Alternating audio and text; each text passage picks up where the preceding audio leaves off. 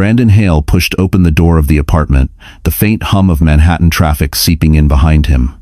It was nearly 2 a.m.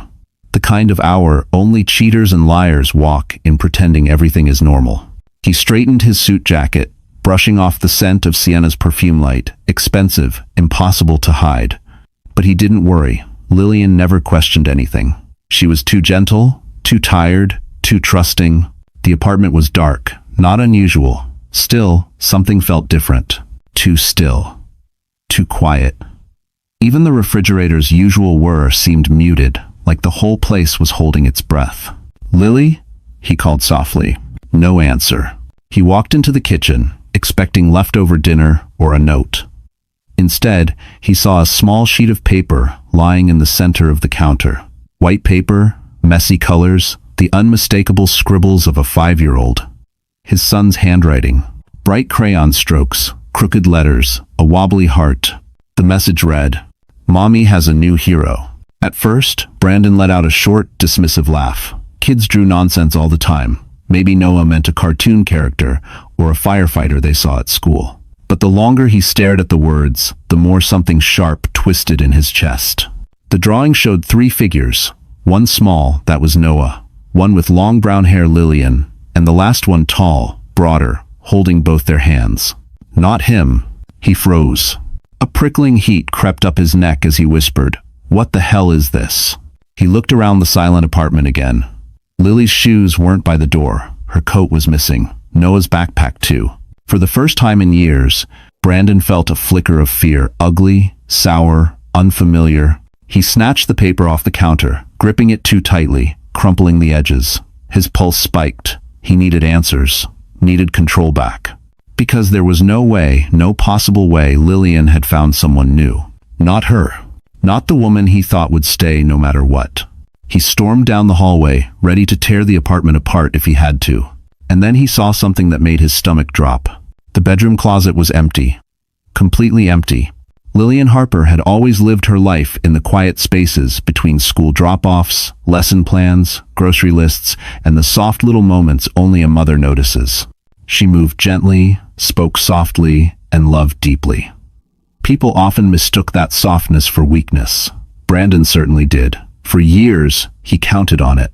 She wasn't born into privilege or connections. Raised in a small Midwest town by a single mother who worked double shifts at a diner, Lily learned early how to endure storms without making noise. Her dream had once been to become an interior designer, sketching cozy rooms under the dim light of her childhood lamp. But dreams were expensive, and life kept handing her bills. She met Brandon at a community college mixer when she was 23. He had confidence, ambition, a polished smile that made you feel chosen just by standing near him. He said she made him feel calm. He said she was the kind of woman men built families with. And in her soft, hopeful heart, she believed him. Marriage came quickly, and with it, Brandon's need for control. "Quit school," he told her. "I earn enough for both of us." She resisted at first, but he convinced her it was temporary. Temporary became permanent. Designing rooms became decorating preschool art walls. And every year, Lily's life shrank just a little more to fit inside Brandon's expectations. Still, she stayed. For Noah. For the tiny family she believed she could preserve if she just tried harder. But the past months had hollowed her. Brandon stopped coming home for dinner. He stopped calling. He stopped looking at her the way a husband should look at his wife. And when he did look at her, it was with annoyance, like she was a burden he didn't remember agreeing to carry. She knew something was wrong. Every late-night work event, every vague excuse, every scent of unfamiliar perfume on his suits chipped away at her hope. But she didn't confront him. She didn't cry or scream. She simply began to disappear inside herself. Until one evening, while picking Noah up from school, he tugged at her sleeve and whispered, "Mommy, Dr. Marcus helped me today. He said we deserve someone who listens." It startled her. The kindness in her son's voice, the way he said, "we." A week later, she passed by the development center where Marcus worked and saw him kneeling beside Noah, tying his shoes, talking gently. Her son laughed, really laughed for the first time in months. Something cracked open in her chest. Something she didn't have a name for yet. That night, While Brandon was out working late, Lillian packed 2 suitcases, grabbed Noah's backpack, her worn-down courage, and left the apartment forever. What she didn't know was that Brandon would find the crayon letter before he found the empty closet. New York had a cruel way of reminding people exactly how small they were. Lillian felt it the moment she stepped out of the cab with Noah asleep on her shoulder and her 2 suitcases dragging behind her. The night wind cut through her thin sweater as if the city itself were questioning her sanity. She didn't have a plan, just a sliver of courage and the instinct to protect her son. The cheap motel on West 49th was nothing like the Manhattan apartment she'd left behind. The neon sign flickered like it was gasping for air, and the lobby smelled faintly of old carpet and burnt coffee. But the clerk didn't ask questions, didn't judge the dark circles under her eyes, didn't comment on the little boy curled up against her. He just handed her a key. Room 214. Second floor, no elevator. Inside, the room was small, barely large enough for a single bed, a side table, and a window overlooking an alley filled with trash bags. The heater rattled. The wallpaper peeled. Yet Lily exhaled for the first time in months. It wasn't home, but it was safe. Safe from Brandon's cold voice. Safe from his suspicion. Safe from the life that had slowly suffocated her. She tucked Noah under the thin motel blanket, watching his tiny chest rise and fall. His innocence broke her. He deserved better than a father who couldn't come home on time, better than a mother who had stayed too long. In the empty silence, her mind drifted to the past year. Brandon's long nights at Skyline Tech, the Mercedes keys tossed on the counter without a word. The bruising loneliness of eating dinner alone while he sent hollow texts like running late. She had pretended not to notice the red lipstick stain on his collar one night. Pretended hard enough to convince herself it meant nothing. But the real breaking point wasn't perfume, excuses, or lies. It was the day Brandon forgot to pick Noah up from school, left him waiting in the rain for almost an hour. Dr. Marcus had found him shivering, curled under the playground slide, whispering, "Daddy forgot again." Lily had cried in her car that night, silent tears she wiped away before stepping inside their apartment. Now, sitting in the dim motel room, she whispered a promise to herself. They would not go back. She didn't know what tomorrow held, how she'd pay rent, where she'd work, whether Brandon would hunt them down. But she knew one thing. She would fight for Noah's peace, even if it meant rebuilding her life from nothing. Then her phone vibrated on the nightstand. A single text from an unknown number. "Lillian Harper, I know where you are. We need to talk." It was Brandon. And he was closer than she thought. Brandon Hale wasn't the kind of man who lost things. Not deals, not opportunities, not people. He built his entire identity on control, on always being 2 steps ahead. At Skyline Tech, he was the golden boy. Charming, assertive, sharply dressed in tailored suits and cufflinks, he didn't bother to polish himself. On the outside, he was the picture of a successful American husband. Inside, he was a storm waiting for the right moment to break something. And lately, that something had been Lillian. He never laid a hand on her, he didn't need to. Brandon used silence like a weapon and disappointment like a leash. Every sigh, every raised brow, every critique about dinner or Noah's messy backpack was designed to shrink her just a little bit more. He was a master at making her feel like she was the one failing him. Then came Sienna Locke.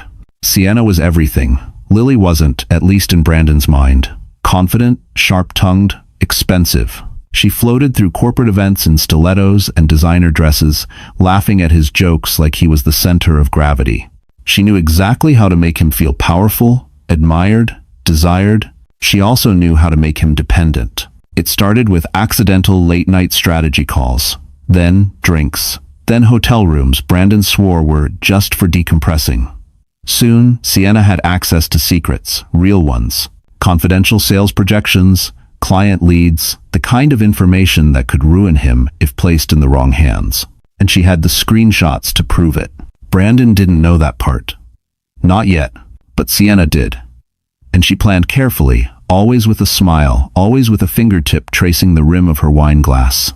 Tonight, while Brandon stormed through the empty apartment staring at the crayon letter, Sienna lounged across her high-rise condo sofa, smirking at her phone. She had seen Lillian's sudden disappearance. The internet didn't forget easily, especially when a VP's wife unfollowed him on everything within the same hour. Sienna wasn't worried, In fact, she welcomed the chaos. Let her run, she whispered to herself. Because the truth was simple. Sienna never intended to be just the mistress. She wanted the ring, the money, the power. And she wouldn't let Lillian ruin the life she planned for herself, a life built on Brandon's ambition and her manipulation. Back at the motel, Lily's phone buzzed again. Brandon's message appeared, sharper this time. "Pick up, I'm coming." She shut the phone off with shaking hands, pulling Noah closer. But what she didn't know, what she couldn't know, was that Brandon wasn't the only one heading her way. Sienna had already left her condo, heels clicking, eyes blazing with a plan of her own. The next morning, Lillian tried to convince herself she could disappear quietly, blend into the city the way other women did when life broke them. She planned to take Noah to the public library, maybe find a job posting board, maybe call one of her old preschool colleagues, anything to stay unseen. But New York had other plans. As she walked Noah toward the library, a group of parents outside a nearby cafe lowered their voices the moment they spotted her. Some glanced at their phones, whispering behind their lattes and polished sunglasses. She didn't understand. She kept walking. Then she saw it. On the cafe's outdoor screen, one of those rotating news tickers flashed a headline. Skyline Tech executive's wife leaves home after emotional breakdown. A blurry photo of her taken outside the motel appeared below it. Her breath collapsed. The world tilted. Someone had leaked her location. Someone had fed the story. And only two people knew. Brandon and Sienna. Her phone now turned back on, buzzed nonstop. Missed calls from unknown numbers. Messages from coworkers. Even her mother's old friend from Iowa texted, "Honey, are you okay? Saw something about you on Facebook." Lily felt exposed, stripped, humiliated in front of a city that didn't even know her name yesterday. But the worst blow came 10 minutes later when her preschool supervisor called. "Lillian, I'm sorry. Parents saw the headline. Some of them are worried about eye stability. We have to suspend your hours until things clear up." Suspended. No income. No safety net. Her knees weakened. Noah clutched her hand tighter, sensing her fear. "Mommy, are we in trouble?" She forced a smile, but her voice cracked. "No, sweetheart. We're just figuring things out." As she pulled him into her arms, a sleek black Mercedes rolled up to the curb. The tinted window slid down. Brandon. His jaw was tight, eyes wild, not with worry, but with fury. "You made a scene," he hissed. "You embarrassed me. Get in the car. Now." People turned to look. Lillian stepped back, shielding Noah behind her. "I'm not going anywhere with you."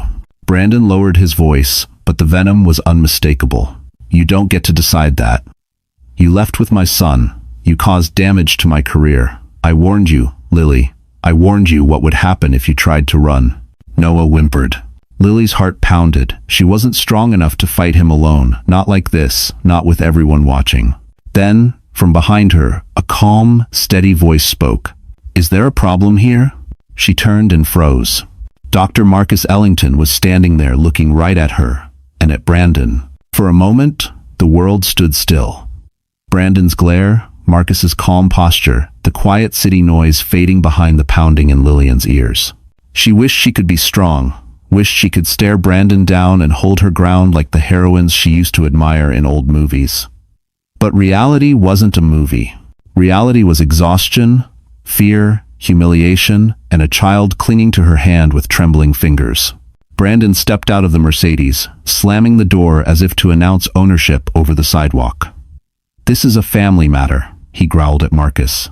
Marcus didn't flinch. "It doesn't look like she feels safe." Lillian's breath hitched. Safe. When was the last time she'd felt that? Not in the apartment she'd scrubbed every weekend to keep Brandon happy. Not in the car rides filled with silence. Not in the nights she lay awake wondering why she wasn't enough.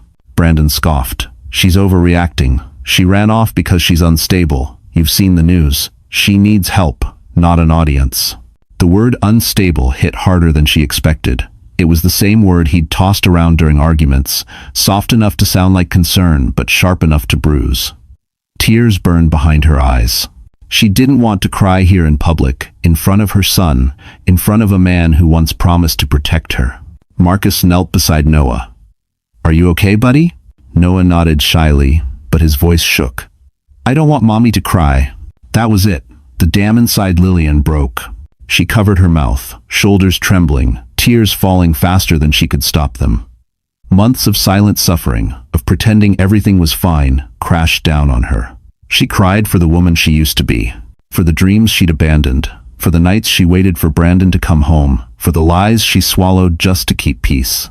"Lillian," Brandon said sharply, stepping closer as if ready to grab her arm. "Enough of this. You're coming home. We'll fix your little meltdown privately." She shook her head, but the words tangled in her throat. She could barely breathe. Marcus stood and quietly placed himself between her and Brandon. "You should leave." Brandon scoffed. "Or what? You gonna play hero?" Marcus didn't answer. He didn't have to. His presence alone felt like a shield. This only enraged Brandon further. His face reddened, jaw tight. "Lily, get in the car. Last warning." She backed up a step, voice finally breaking through the tears.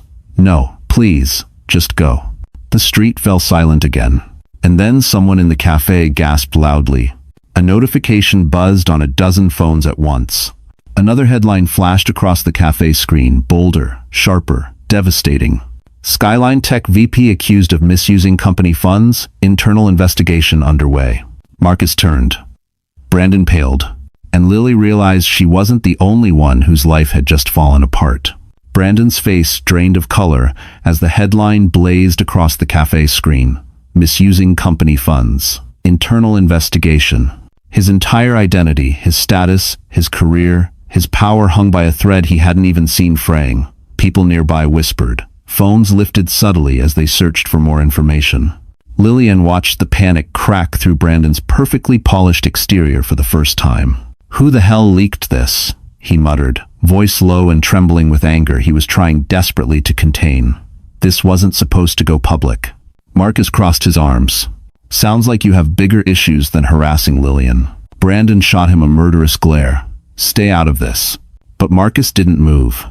And for the first time, Brandon couldn't steamroll someone into backing down. Lily wiped her cheeks, still unsteady. "Brandon, what did you do?" His jaw clenched. "Nothing illegal. It's exaggerated. A temporary misunderstanding." Marcus raised a brow. "Companies don't launch investigations over misunderstandings." Brandon ignored him. His attention snapped back to Lillian with a desperation she hadn't seen before. "Lily, please. You need to come home. If you're with me, this will blow over. But if you keep running, people will assume things. Bad things." So that was it. He didn't want her back. He wanted stability. Optics. A wife to stand beside him like a well-placed prop while his world fell apart. She stepped back. "I'm not saving you." Before Brandon could answer, another notification dinged on every phone nearby. A second headline flashed. Source confirms. PR consultant Sienna Locke involved in data leak. Gasps erupted. Marcus's eyes widened slightly. "That's your mistress, isn't it?" Brandon's mouth fell open. No, she wouldn't. But Lillian knew better. Sienna had always smiled too sharply, always watched Brandon with an ambition that bordered on hunger. She wasn't the type to let a sinking ship take her with it. At that exact moment, a sleek silver BMW screeched to a stop across the street. The passenger door flew open, and Sienna stepped out, hair perfect, heels slicing the pavement like she owned it. But she wasn't calm. She looked furious. "Brandon," she shouted, stalking toward them. "We need to talk now." He paled even further. "Sienna." "Don't Sienna me," she snapped. "You lied to me. You said they'd never trace anything back to me. You said you handled everything." Lily stared in shock. So Sienna truly was involved. Marcus stepped closer to Lily, instinctively protective. Sienna's voice rose, sharp enough for the entire block to hear. "Do you have any idea what you've done to me, to my career? Everything is blowing up, and it's all your fault." A crowd formed. Brandon reached for her arm, voice low. "Keep your voice down." She yanked away. "I'm done hiding your messes. If I go down, you're coming with me." And then Sienna turned, eyes locking onto Lillian with a mix of jealousy and contempt. "You think you're winning because you ran away? Sweetheart, you have no idea what's coming." Because Sienna had one more secret, one even Brandon didn't know she was about to reveal. For the next 48 hours, everything spun out of control. The investigation into Brandon escalated. News updates hit every hour, each more damaging than the last. Photos of Sienna storming out of Skyline Tech circulated online. Blogs speculated about internal corruption, leaked data, misuse of client accounts, and in every story, Brandon Hale's name shone like a neon warning sign. For Lillian, it should have been satisfying, a small, poetic justice. But instead, she felt numb. She spent 2 nights in the cramped motel, sitting on the edge of the squeaky bed, wondering how she had let her life collapse so quietly. She stared at her reflection in the small bathroom mirror, pale skin, tired eyes, limp hair tied in a messy knot. She looked like a woman who had been surviving, not living. On the 3rd morning, she reached a breaking point, not of despair, but of clarity. Enough. She showered, blow-dried her hair, put on the one blouse she hadn't stuffed into a suitcase in a hurry. She applied a touch of makeup, nothing dramatic, just a quiet reclaiming of herself. Then she opened her old laptop and searched for interior design portfolios, small studios, freelance opportunities. For the first time in years, she remembered the feeling of wanting something for herself. At noon, she took Noah to the Children's Development Center for a free art session Marcus had invited them to attend. The moment she walked inside, sunlight pouring through tall windows, shelves filled with books and sensory toys, walls painted in calming ocean tones, she felt something thaw inside her. This was a place built with intention. Warm, safe, kind. Everything her marriage had not been. Marcus noticed her immediately. His expression softened not with pity, but with genuine respect, like he was seeing her in a new light. "You look better today," he said gently. She smiled, a real one this time. "I'm trying." "Trying," he said, "is how people rebuild." They sat together while Noah painted on the tiny easel. Lily talked about her past dream of becoming an interior designer. She expected Marcus to nod politely. Instead, he leaned forward. "Lillian, I've seen your sketches in Noah's bag. You're talented." Her heart skipped. "They're just doodles." "No," he said, firm but warm. "They're potential." For the first time since leaving Brandon, hope didn't feel dangerous. But that fragile moment shattered when Marcus's assistant hurried over with a panicked look. "Dr. Ellington, you need to see this. It's about Miss Harper." Lillian's stomach twisted. "What happened?" The assistant held up her phone, screen glowing with a breaking headline. "Husband accuses missing wife of kidnapping their child. Police notified." Lily's blood ran cold. Marcus exhaled sharply. "He didn't." "Oh, yes, Brandon Hale absolutely did." And he wasn't done. Because he had just filed for emergency custody of Noah. The words emergency custody echoed in Lillian's mind like a violent echo she couldn't escape. Her hands trembled as she held the phone, staring at Brandon's accusation plastered across the news. Missing wife. Kidnapping. Dangerous instability. Every sentence was a knife. Each twist meant to erase her voice and paint her as the villain. Marcus took the phone from her gently. "This is retaliation. He's cornered men like him lash out when they're losing control. But he can't take Noah from me," she whispered, her voice breaking. "I've never hurt my child. Never." Marcus placed a hand on her shoulder, steady, grounding. "I know, and I promise you, this isn't the end, but we need to move." Within an hour, they were sitting inside Marcus's private office, a warm, wood-paneled space overlooking the Hudson. Noah played quietly with blocks in the corner, unaware his entire future was being threatened. Marcus dialed a number. A woman's voice answered. Sharp, confident. "A lawyer." "Lauren Price," he said. "I need your help with a custody emergency." Lauren arrived 30 minutes later, heels clicking, eyes fierce. She reviewed the documents Brandon filed, shaking her head with growing disbelief. "This isn't a father trying to save his child," she said. "This is a man trying to punish his wife." "Because covered it." Lillian swallowed hard. "Can he win?" "He has money," Lauren said plainly. "Connections. But you have something more powerful." Lily blinked. "What?" "The truth. And evidence he doesn't know you have." Before Lily could ask what she meant, Lauren retrieved a tablet from her bag. "I pulled Brandon's public records. The internal investigation at Skyline Tech? It's worse than the news is reporting. They found discrepancies going back years. Improper bonuses. Misuse of accounts." She paused. "And suspicious transfers to a private PR contractor." Lily froze. "Sienna." Lauren nodded. "If his credibility falls, so does his case." It was the first flicker of hope Lily felt all day. Then the office door burst open. Everyone turned. Sienna Locke stormed inside, mascara smudged, hair wild, breathing hard as if she'd run blocks to get there. Noah flinched and hid behind Lillian. "I need to talk to you." Sienna spat, not at Marcus, not at Lauren, but at Lillian. "What could you possibly want?" Lily whispered. Sienna pointed a trembling finger at her. "You think Brandon is your only problem? You think he's the one trying to destroy you?" Lily frowned, confused. Sienna laughed bitterly. "Sweetheart, he isn't the one who leaked your motel location." Lillian felt her stomach plunge. "No," Sienna said, voice cracking. "That was me. And I'm here because something far worse is coming." Marcus stepped forward, firm. "What are you talking about?" Sienna's expression twisted with fear. "Brandon knows where you are. And he's on his way with police." The moment Sienna's words hit the room, everything inside Lillian went ice cold. Her heartbeat pounded against her ribs as if trying to escape. Police. Brandon bringing police.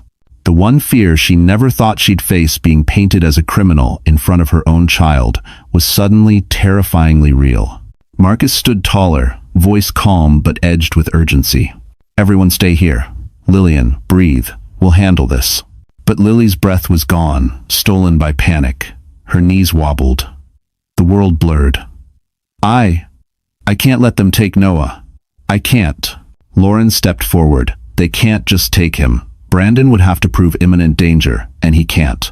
You left peacefully. No violence, no threats." Sienna let out a bitter scoff.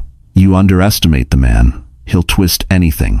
He told the cops you're emotionally unstable because of some postpartum trauma. Which doesn't even make sense because your kid is 5, but they don't check facts when a rich man is shouting." Lily felt sick. Brandon had rehearsed this, prepared it. He truly believed she belonged under his control, no matter what it cost her. Marcus grabbed his keys. "We need to move. Now. Because Naforli raid. It's Dad rule." But before he could reach the door, Noah suddenly began to cry, quiet, confused, sobs that cut deeper than any legal threat. "Mommy, I don't want to go with Daddy. He yells all the time." Lillian knelt, pulling him close, her chest aching. "I won't let anyone take you, I promise." Her phone buzzed in her pocket, a message from an unknown number.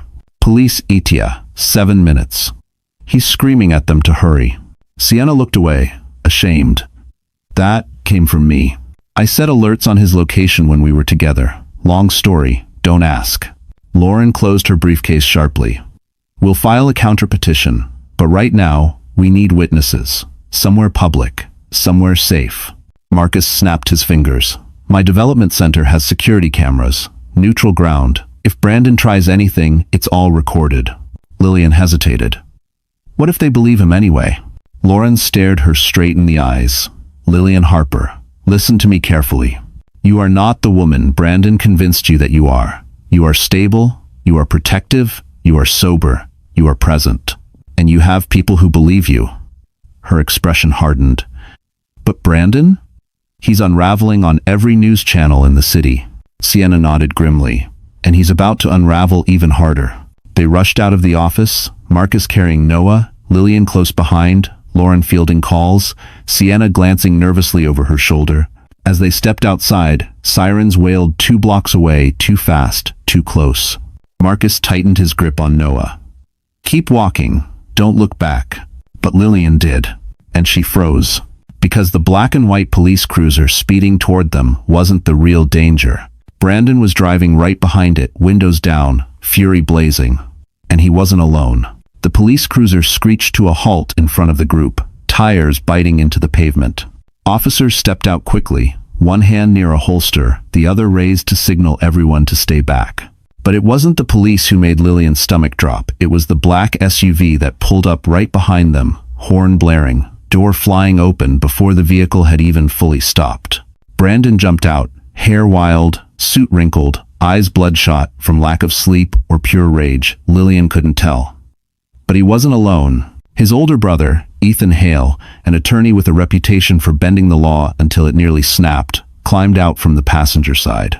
Ethan pointed straight at Lillian. "Officers, that's her. She's been keeping the child from his father. Brandon has emergency custody documentation filed this morning." The officers nodded and started walking toward her. not aggressively, but with that rigid caution that made innocent people feel guilty. Lillian's chest clenched. Her fingers tightened around Noah's hand. Marcus stepped forward, voice calm but firm. She hasn't kidnapped anyone. She left a toxic situation. She has every right to remove her child from an unstable home. Ethan scoffed. Spare me the therapy rhetoric. The court will decide. Officers, do your job. Lauren Price moved between Lillian and the police, and I am her counsel. You will not speak to her without me present, nor will you remove the child without a judge's order. 8. Irreplaceable is. One of the officers spoke gently. Ma'am, we're not here to arrest you. We just need to confirm your child is safe. But before Lillian could answer, Brandon lunged forward. Noah, he shouted, grabbing the boy's arm. Noah yelped, shrinking back in terror. Daddy, stop. You're hurting me. Everything froze for a split second. Then Marcus moved fast. He pulled Noah away, shielding him with his entire body. Don't touch him. Brandon's face twisted. Get out of my way. If you wanted to scrams, Nide. Sienna stepped forward unexpectedly. Brandon, stop. You're making it worse. He rounded on her like a wild animal. You ruined everything. Her jaw tightened. You ruined yourself. The officers intervened, holding Brandon back. Sir, step away. Now. Ethan hissed under his breath. You're tanking your own case. But Brandon wasn't listening. His eyes locked onto the crumpled drawing sticking out of Lily's purse, the crayon letter. That thing, he spat. That stupid drawing. That's what this is about? Some pathetic scribble? Lillian gasped. That letter was Noah's heart on paper. Brandon's voice rose. He's 5. He doesn't know what a hero is. That drawing is proof she's been poisoning him against me. Marcus stiffened. No, Brandon. That drawing proves something else entirely. Everyone stared. Marcus slowly reached into his jacket and pulled out a small flash drive. I didn't want to use this, he said quietly, but you forced my hand. I think. Brandon's eyes widened. What the hell is that? Marcus's voice dropped to a lethal calm. It's evidence, and when you see it, your entire world will collapse. A heavy silence fell over the street as Marcus held the flash drive between his fingers. Even the officers paused, their hands lowering slightly, sensing the shift in the air. Brandon's bravado faltered for the first time, his eyes flicking from the drive to Marcus like a trapped animal assessing danger. What the hell is that? Brandon repeated, but this time his voice cracked. Marcus stepped closer, not threatening, but resolute. Proof. Real proof. Not rumors, not headlines. Proof of who's been manipulating who. Lauren turned toward him sharply. Marcus, what evidence? He nodded once. Video recordings, security footage, conversations Brandon didn't realize were being captured. He looked straight at Brandon. You should have been more careful in your own office. Monaging. The color drained from Brandon's face. You had no right. Marcus cut him off. I didn't take anything illegally. Someone gave me access after you crossed a line with them. Someone who got tired of being threatened. He glanced toward Sienna. She looked away, hugging her arms tightly. He thought I'd keep covering for him forever. Lillian blinked in disbelief. Why? Why would you give Marcus anything? Sienna let out a shaky exhale. Because Brandon didn't just use me. He blamed me for every lie he told. And when the investigation started, he tried to pin the data leak on me. She looked at Lily with something that wasn't quite remorse, but close. I'm not a saint, but I'm not going to prison for him. Ethan swore under his breath. Brandon, tell me you didn't say anything incriminating on those cameras. Brandon's silence was the answer. The police officer stepped forward. Sir, if that drive contains evidence related to corporate misconduct, we need to secure it. Marcus shook his head. Not yet. This isn't about Skyline Tech. He looked at Lillian. This is about protecting a mother and child. He plugged the flash drive into his tablet. Ethan moved to stop him, but the officer blocked him. A video opened, the footage grainy but clear enough. Brandon in his office, leaning over Sienna, voice raised, sharp, venomous. If Lillian leaves, she gets nothing. I'll make her look unstable. I'll make her look dangerous. She won't win custody. Noah stays with me, so she has no reason to run. Lillian gasped. Noah whimpered. Even the officers exchanged stunned glances. Another clip played Brandon laughing with a coworker. Lily, she's harmless. She'll never leave. She's too scared to start over. And another Brandon threatening Sienna. You leak one thing about me, and I'll burn your career down. Sienna flinched at her own memory. Marcus paused the video. This shows pattern, control, manipulation, coercion. His voice hardened, and intent. Ethan pinched the bridge of his nose. Brandon, you're done. Brandon lunged for the tablet, but the officers restrained him easily. Those are taken out of context, he shouted. This is illegal. You can't use that in court. Lauren crossed her arms. Actually, we can. Lillian stared at Brandon, truly seeing him for the first time, without fear. But before the relief could settle, the officer's radio crackled loudly. Units be advised, Skyline Tech has issued an arrest request for Brandon Hale. Charges include embezzlement, fraud, and destruction of evidence. Brandon froze. The officer looked up. Sir, turn around, hands behind your back. But Brandon didn't run. He didn't fight. He smiled slow, chilling, and whispered, This isn't over, Lillian. The days following Brandon's arrest were a blur, heavy, surreal, strangely quiet. For the first time in years, Lillian woke up without the weight of someone watching her every move, judging every breath she took. The motel room was still cramped, the blankets still scratchy, the heater still clattering like an old train, but somehow everything felt lighter. Noah slept peacefully again. No nightmares, no sudden midnight cries for reassurance, just soft breathing and tiny hands curled under his cheek. Still, peace didn't solve everything. Their savings were nearly gone. Brandon had frozen their joint account before his arrest, and unfreezing it would take time. Job applications went unanswered. Lillian found herself counting change in her purse more often than she liked to admit. One morning, as she sipped a watered-down motel coffee, Marcus knocked gently on the door. Standing behind him was a woman carrying a small cardboard box. Lillian, Marcus said softly, this is Miss Alvarez. She's from the Safe Start Resource Program. I reached out to see what support we could get for you. Lillian stiffened. I didn't ask for charity. Miss Alvarez smiled kindly. It's not charity, it's transition support. Temporary. You don't owe us anything. Inside the box were essentials. Grocery vouchers, a prepaid phone card, bus passes, and pamphlets for housing options. Lillian's eyes burned, not with shame, but with a kind of exhausted gratitude she didn't know how to express. Thank you, she whispered. Marcus lingered after Miss Alvarez left. You're not alone, Lillian. You don't have to rebuild everything overnight. She nodded, but the truth was, she didn't know how to rebuild at all. Her life had always been a quiet shadow behind Brandon's spotlight. Without him, she barely recognized herself. Later that afternoon, Marcus drove them to a quiet community center where he offered her a temporary office nook to work on design sketches. He laid out crisp paper, colored pencils, and a laptop. I don't know if I can do this, she murmured. You can, he answered. You've been designing spaces emotionally your whole life. Now you get to design one for yourself. She stared at the blank page for a long moment. Then her hand moved tentative at first, then sure. Shapes formed, lines softened, colors blended. Hours passed without her noticing. For the first time in years, Lillian felt capable. That night, after she tucked Noah into bed, another knock came at the motel door. Not urgent, not threatening, just a polite tap. She opened it to find Sienna standing there, no glamour, no sharp armor, just a woman who looked worn down by her own decisions. We need to talk, Sienna said quietly. It's about Brandon. Lillian's breath caught. He's already in custody. What else is there? Sienna swallowed hard. He made a deal. And he's getting out sooner than you think. With Kamist.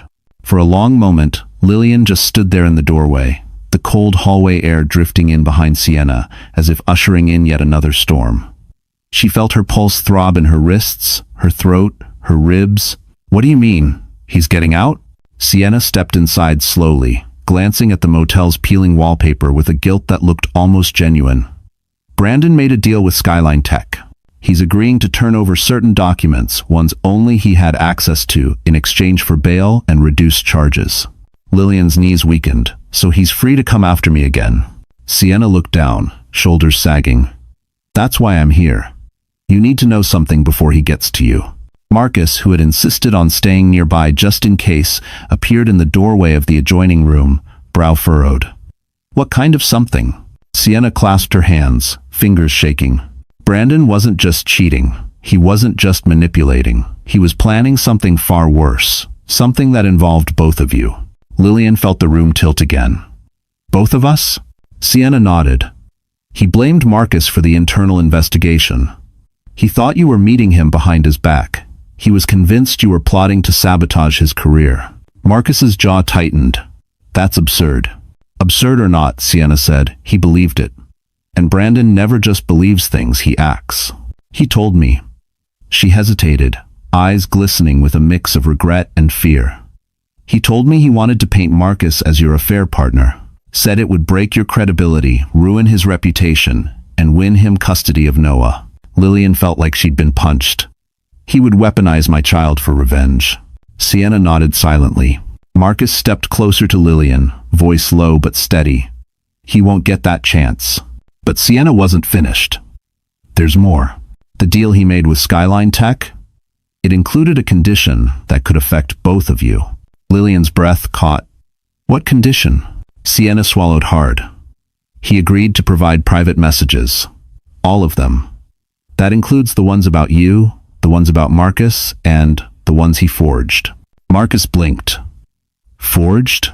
Sienna nodded, voice trembling. He created fake emails between you and Marcus. He planned to find them later as evidence of infidelity and instability. I know. Lillian's stomach churned. Why are you telling us this now? Tears finally slid down Sienna's cheeks. Because I've been many things: reckless, selfish, blind, but I'm not willing to ruin a child's life to save myself. Before Lillian could respond, a heavy knock rattled the motel door so loud Noah jolted awake with a cry. Marcus stiffened. Stay behind me. The knocking grew harsher. Urgent. Lauren's voice shouted from the hallway. Lillian, open up. It's me, hurry. Body 7. Lily rushed to the door and swung it open. Lauren stood there, breathless, holding papers in her hand. Her voice shook. Brandon's out, and he just filed a restraining order against you.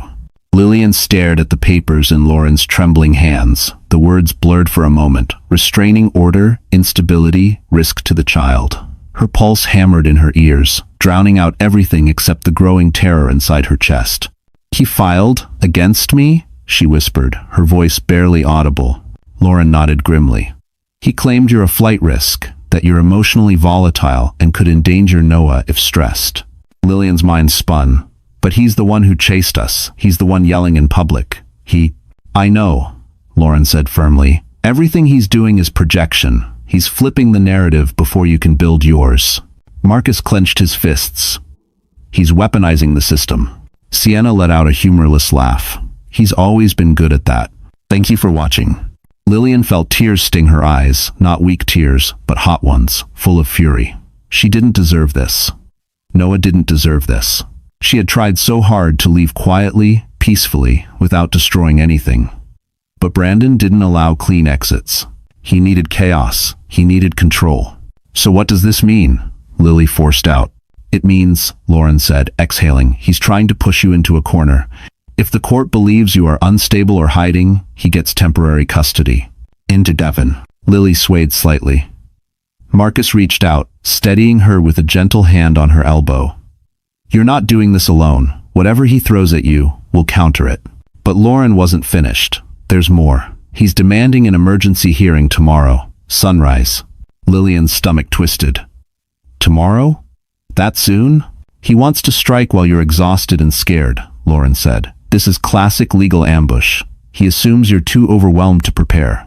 Thanks for watching. Don't over. Sienna took a step forward, guilt on her face. I'll testify. I'll admit everything I know. The fake emails, the threats, the way he talked about Noah like a bargaining chip. Whatever it takes. Lillian blinked, startled. You'd do that? I have to, Sienna said. I don't want to be the reason he wins. Marcus nodded. Then tomorrow, you won't just walk in as a frightened woman. You'll walk in with evidence, witnesses, and truth. But Lily's breath still shook. What if the judge believes him anyway? Lauren met her gaze steady, unwavering. Then we make them believe you. You have something Brandon never will. What? Credibility rooted in compassion, Lauren said. People like him don't understand it, but courts do. Before Lillian could respond, Noah tugged at her sleeve. "Mommy, are they gonna take me away?" Her heart cracked. "No, sweetheart, I won't let that happen." A sudden banging echoed down the motel hallway, sharp and urgent. Everyone froze. Marcus whispered, "Who is that?" Another bang. Louder. Then a voice cold, official. "Lillian Harper? This is the NYPD. We have a court summons for you." Lily's breath caught, and then the officer added something that turned her blood to ice. And a request for immediate child transfer. The hallway outside the motel room felt colder than it should have, the fluorescent lights flickering harshly as two uniformed officers stood waiting. Lillian's heart hammered against her ribs, each beat sharp and panicked. Noah pressed his face into her hip, tiny fingers gripping her sweater with desperate strength. "I won't let you take my son," Lily said, her voice shaking but still fierce. One officer softened. "Ma'am, this isn't a removal. This is a summons. The court needs both of you present at the emergency custody hearing. Now, it's been scheduled for 6 a.m. Lillian exhaled shakily. Relief, small, fragile, washed over her. They weren't here to snatch Noah away in the middle of the night. But the fear lingered. Marcus stepped forward. "We'll accompany her." The officer nodded. "Only the parents are required. The others can wait outside." Sienna muttered under her breath. "He planned this. Sunrise hearings are designed to break you." Lauren placed a firm hand on Lily's shoulder. "We'll get through it. You look at me the whole time if you have to, okay?"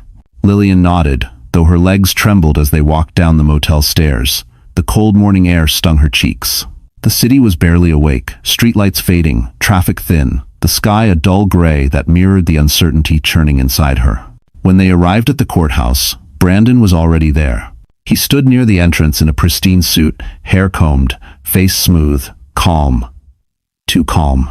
Ethan stood beside him, murmuring instructions.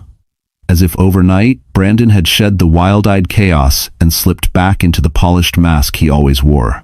He smiled when he saw Lillian. Not kindly, not warmly, triumphantly. Marcus instinctively moved between them. "Lily, don't look at him." But she already had.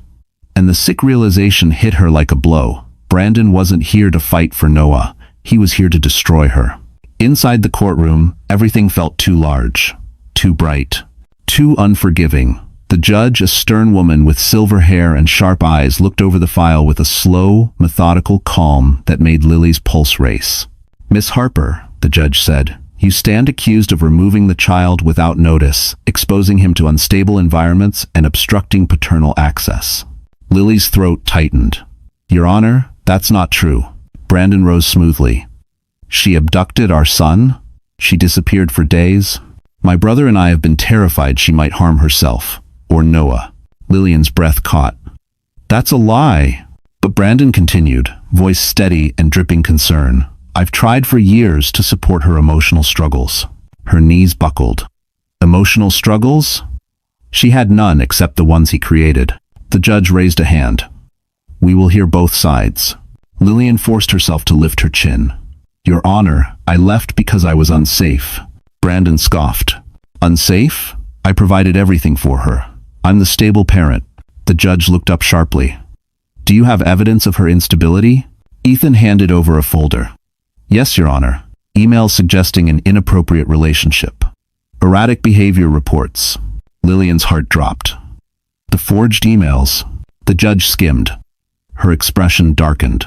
Lauren stood abruptly. "Your Honor, those emails are falsified, and we can prove it." The judge raised a brow. "How?" Lauren nodded at Marcus. He stepped forward, holding the flash drive. "The same way we'll prove who the real danger is." He plugged it into the courtroom monitor. The first video clip loaded. Brandon's face blanched. The judge leaned forward. But before the audio played, Brandon stood, slamming his hand on the table. "I object that footage is..." The judge's gavel cracked sharply against the wooden bench. "Mr. Hale, sit down. Now." "Of gourd." Brandon froze mid-outburst, his hand still pressed to the table, jaw clenched so tight a nerve twitched along his cheek. His eyes darted from the judge to Marcus, then to the screen like he was watching his own career slip through his fingers in real time. Lauren's voice cut clean through the tension. "Your Honor, may we proceed with the evidence?" The judge nodded. "Play it." Marcus pressed a key. The The courtroom speakers crackled before Brandon's own voice filled the room, rough, angry, unfiltered. Lillian won't leave. She's too scared. And if she does, I'll make sure she gets nothing, not even the kid.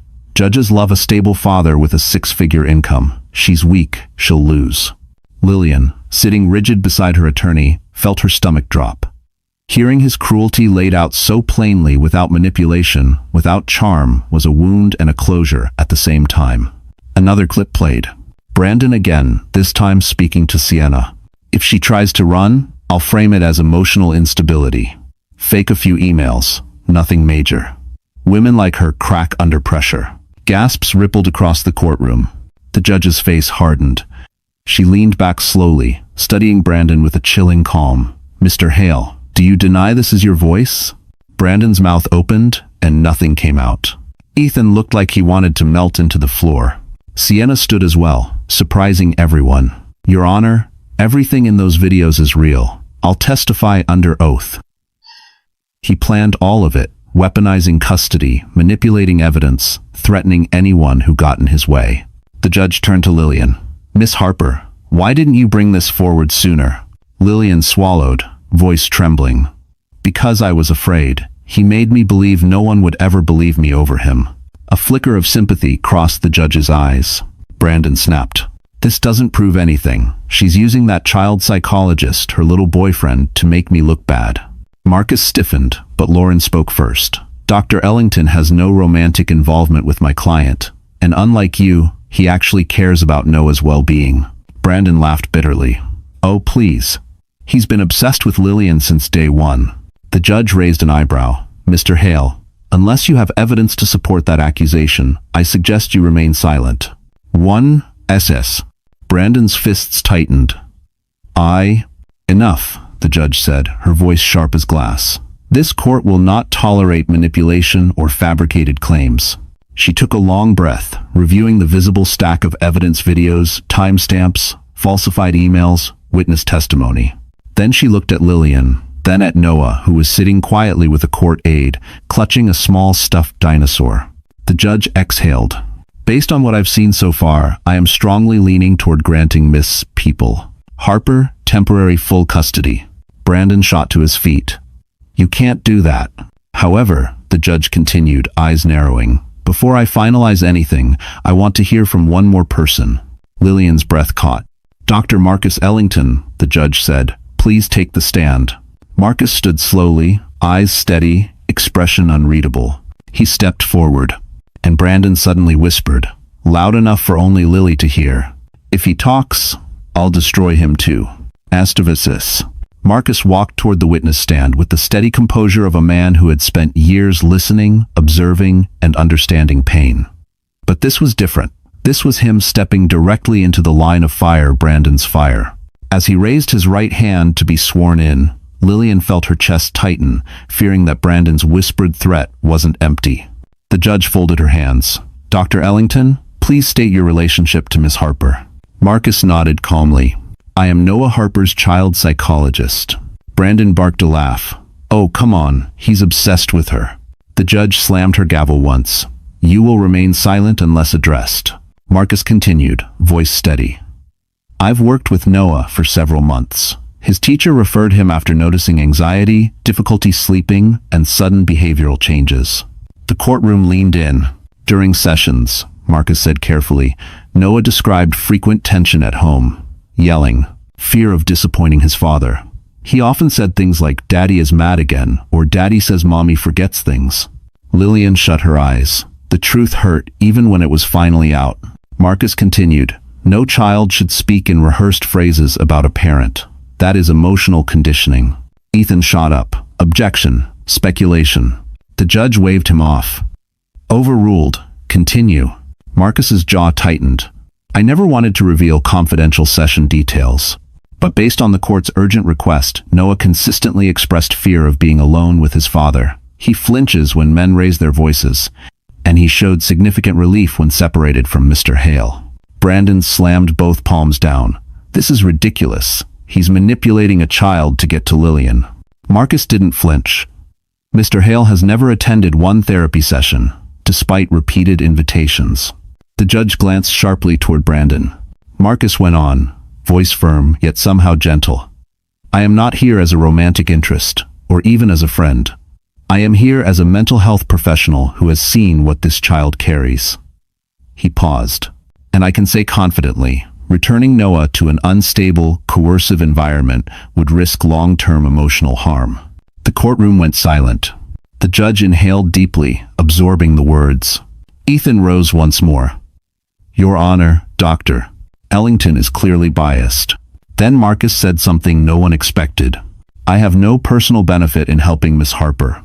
In fact, he hesitated, eyes flicking to Lillian, softening. This puts me at professional risk, but protecting a child outweighs my reputation. Lillian's breath caught in her throat. She realized at that moment Marcus wasn't just defending Noah, he was protecting her. The judge leaned forward. Thank you, Dr. Ellington. You may step down. By tendons. As Marcus walked back, Brandon crooked a finger at him, whispering viciously, You think this wins? You think saving her wins? Watch what happens next. Before Marcus reached Lillian's side, the courtroom doors burst open. A bailiff rushed in, clutching fresh documents. Your Honor, urgent update from Skyline Tech. You'll want to see this immediately. The judge took the papers. Her eyes widened. And whatever she read made Brandon go pale, so pale it looked like the floor had dropped beneath him.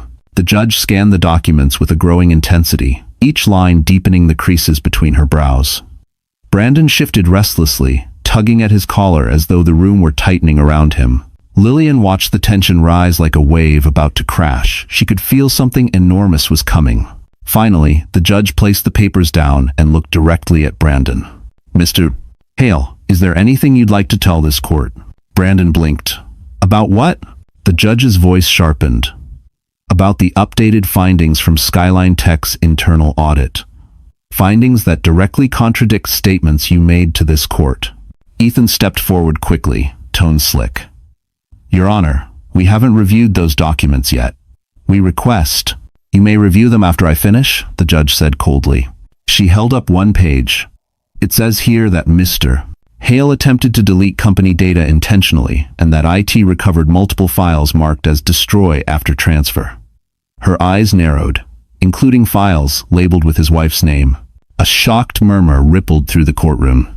Lillian felt her breath hitch. He planned to use her as a scapegoat. The judge continued. Additionally, Skyline Tech has submitted formal testimony stating that Mr. Hale tried to pressure colleagues into backing fabricated claims about Miss Harper's mental instability. Her voice hardened. This is not just unethical, it borders on criminal coercion. Brandon's face collapsed. That's not true, someone set me up. But the judge raised a hand. Mr. Hale, your pattern of manipulation is documented in video, audio, and now corporate evidence. You have shown a deliberate attempt to weaponize both the legal system and your child against your wife.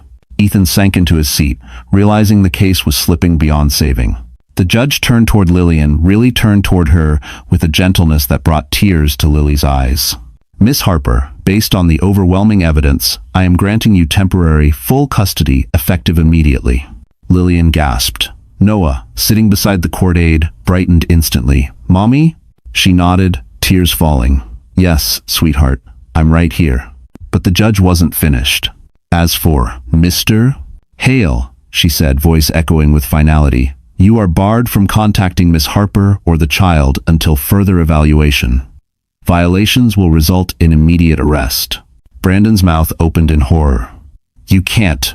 I already have, the judge said. Marcus exhaled slowly, shoulders easing for the first time in days. Sienna closed her eyes, relief washing over her conflicted face. But just as the gavel struck, the bailiff approached the judge again. Your Honor, there's more. Skyline Tech wants to move forward with criminal charges faster than expected. Brandon stiffened. The judge looked at him one last time. Mr. Hale, you will remain for processing. Panic finally cracked him open. No, you don't understand, Lillian. Please help me. Lily looked at him and felt nothing. She stood, lifting Noah into her arms. But before she could walk out in peace, Ethan Hale rushed to block her path, his face ashen. Lillian, he whispered urgently. There's something you don't know. She froze. Ethan swallowed hard. Brandon made one last move before his arrest. Something that affects you directly. Lillian didn't move. The courtroom hummed in distant echoes as Ethan Hale, usually composed and calculating, stood trembling before her. His eyes darted toward Brandon, now surrounded by officers, then back to Lillian with an urgency that chilled her. "What did he do?" she demanded quietly. Ethan swallowed hard. Before the arrest, Brandon created a false financial account. He transferred money into it using your name. It's small, but it's enough to make the IRS investigate you if it's not corrected immediately. Lillian's breath faltered. Even in ruin, Brandon's obsession with control reached beyond the grave of their marriage, like a final claw dragging her backward. Lauren stepped forward, voice sharp. "Give me the details. Now." Ethan handed her a folder. "I'm not protecting him anymore. He dragged us all down with him. You deserve the truth." Lillian steadied herself. "Can this hurt me?" Lauren flipped through the pages. Her brow softened. "No. Because he was sloppy. He left timestamps, IP addresses, and employee access logs that prove he did everything under your identity." She looked up with a reassuring smile. "We'll clear it without a scratch." Lillian exhaled a long, trembling breath she felt all the way to her bones. For the first time, she whispered, "I'm free from him." Marcus touched her shoulder gently. "You are, and he can't hurt you anymore." Brandon, hearing this, erupted. "Lillian, you can't walk away from me." But the officers tightened their grip. One leaned in. "Sir, that's enough." The judge signed the final papers with firm strokes. "This hearing is adjourned. Miss Harper, you and your son are free to go." Free. A word Lily hadn't tasted in years. She scooped Noah into her arms. He wrapped his tiny hands around her neck and whispered, "We get to go home now?" Tears warmed her eyes. "Yes, baby. A new home. A safe one." Outside the courthouse, the early morning sun finally rose, soft gold spilling across the concrete like a blessing. The chaos of the past weeks melted into something quieter, gentler. Sienna approached slowly. "Lillian, for what it's worth, I'm sorry. I let him turn me into someone I'm not." Her voice shook. "Thank you for not letting him win." If we come fresh, port." Lillian nodded. "Take care of yourself, Sienna." As Sienna walked away, Marcus stepped beside Lily. "I meant what I said. Protecting Noah was never just professional for me. I care, deeply, about both of you."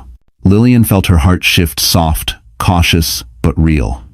"Marcus, I don't know what comes next." He smiled gently. "Then let's figure it out together. No promises, no pressure. Just possibility."